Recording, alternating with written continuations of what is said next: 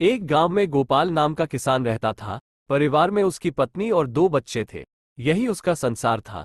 गुजारा करने के लिए वो अपने छोटे से खेत में फसलें उगाता था और उन्हें बेचकर अपना और अपने परिवार के लिए 2 वक्त का खाना जुटा पाता था। कहने को उसके पास इतना धन नहीं था, लेकिन फिर भी वो काफी खुश था। एक दिन दोपहर को वो अपनी पत्नी के साथ खेत पर खड़े होकर कह रहा था, हे भगवान, अगर बारिश हो जाए तो इस बार सभी किसानों की फसलें अच्छी हो जाए। उसकी पत्नी भी कहती है, हाँ, सही कहा आपने। अगर बारिश हो जाती है तो इस बार काफी अनाज हम किसानों के पास आ जाएगा। बारिश की आस में किसानों की उम्मीदें टूटने लगती हैं, लेकिन बारिश की एक भी बूंद जमीन पर नहीं गिरती। परिणाम ये होता है कि सभी किसानों की फसलें बर्बाद हो जाती हैं और सूखने लगती हैं। गोपाल की फसल भी पूरी तरह बेकार हो जाती है। देखकर गोपाल कहता है, हे भगवान, इस बार किसानों का बहुत नुकसान हुआ है। फसलें पूरी तरह नष्ट हो चुकी हैं।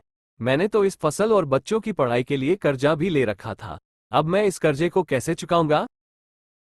ये सुनकर गोपाल की पत्नी गोपाल को सहारा देते हुए कहती है, कोई बात नहीं, अब जो होना था वह तो हो गया। हमारी पड़ोस वाली दीदी कह रही थी कि संतोष भैया शहर गए हैं, हो सके तो आप भी शहर चले जाइए। शहर जाकर थोड़ा पैसे कमा पाएंगे तो कर्जा भी चुका देंगे।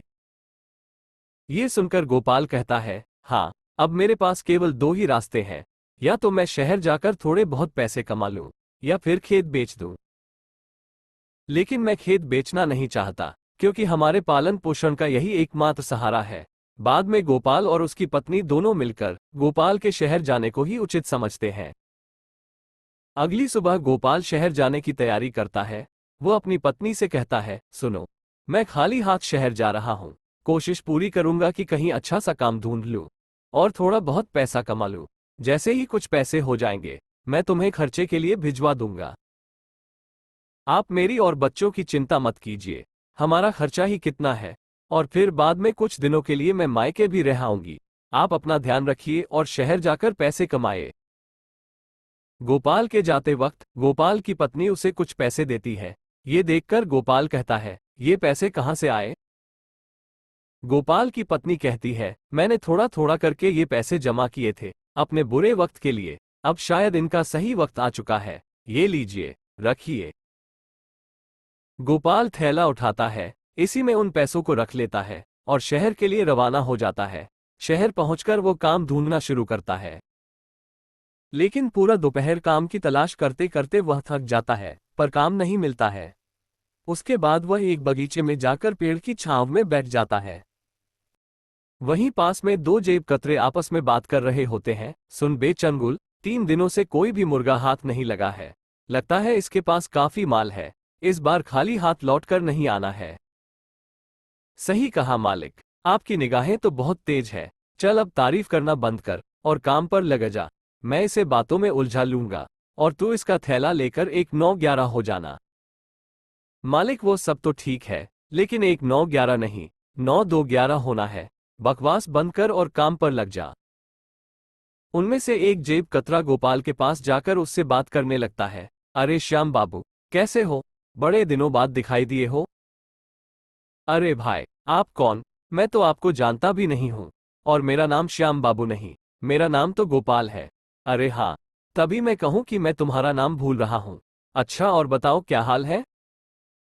अरे क्या बताऊं भैया, गांव से शहर आया हूँ काम की तलाश में, लेकिन काम मिल नहीं रहा। अगर आप मुझे जानते हो तो मेरे लिए कोई काम ही बता दो। इन दोनों की बातचीत हो ही रही थी, तभी चंगुल गोपाल का थैला लेकर 9-2-11 हो जाता है। पहला जेब कतरा कहता है, अरे भाई, लगता है पहचानने में गलती हो गई, चलो मैं चलता हूँ। अजीब लोग हैं शहर के, पहले खुद ही जान पहचान का दिखावा करते हैं और बाद में खुद ही अनदेखा करने लगते हैं। इतने में गोपाल की नजर अपने थैले की ओर पड़ती है, लेकिन वहां पर थैला न देखकर वो काफी निराश हो जाता है और कहने लगता है, शहर के लोग तो बड़ा ही निर्दय है, गरीब के थैले को भी नहीं छोड़ते। वो भगवान से प्रार्थना करता है कि वही उसकी मदद करे। इतने में गोपाल के पीछे से एक दर्द भरी आवाज आती है, बचाओ, बचाओ।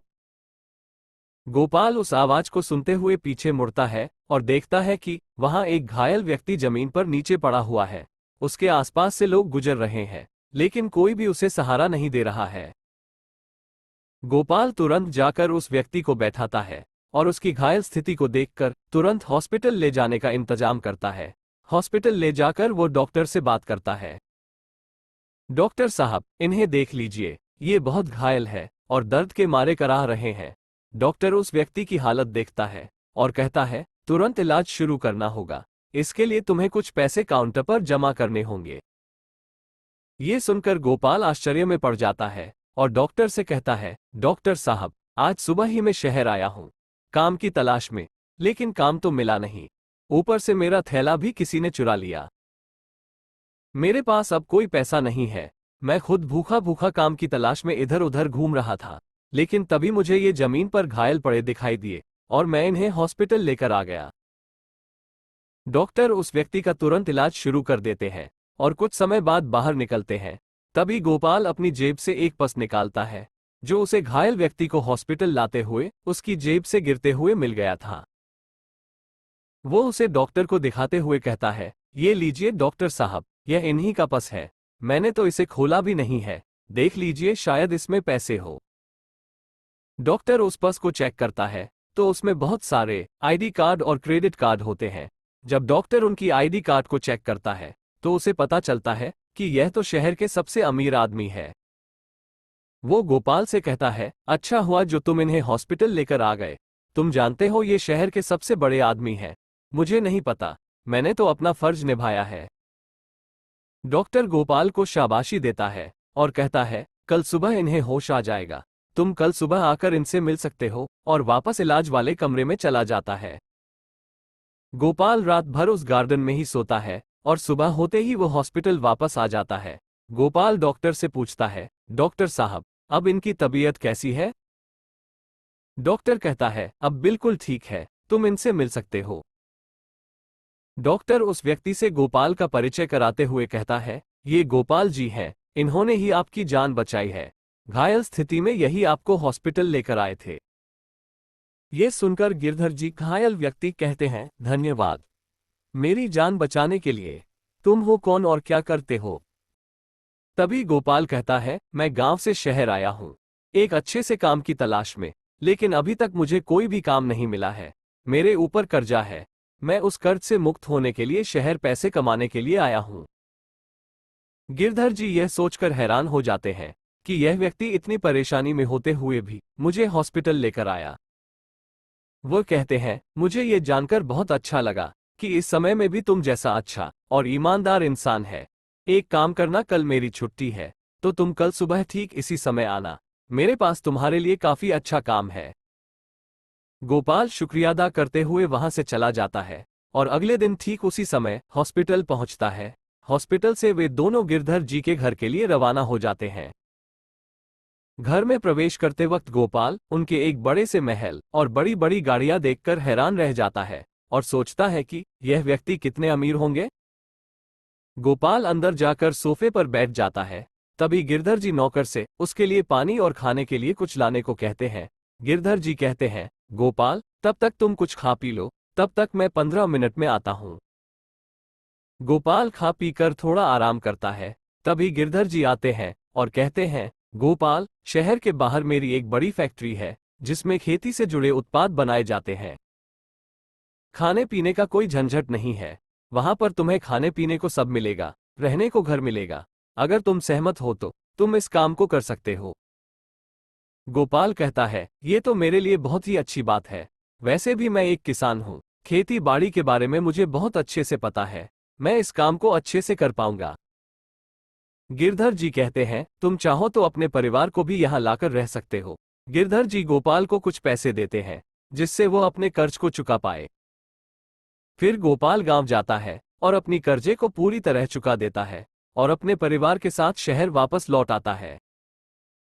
गिरधर जी गोपाल के दोनों बच्चों की पढ़ाई का खर्चा भी खुद ही उठाते हैं और उनके खाने पीने का और रहने का ख्याल भी रखते हैं। गोपाल खूब मन लगाकर फैक्ट्री में काम करता है और खुशी खुशी अपने परिवार के साथ रहता है। अब गोपाल पूरी तरह आज़ादी महसूस करता है और अपने मालिक का शुक्रिया अदा करता है। दोस्तों, आपको हमारी ये कहानी कैसी लगी हमें कमेंट करके जरूर बताएं।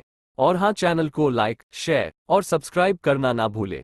मिलते हैं अगली कहानी के साथ। तब तक के लिए धन्यवाद।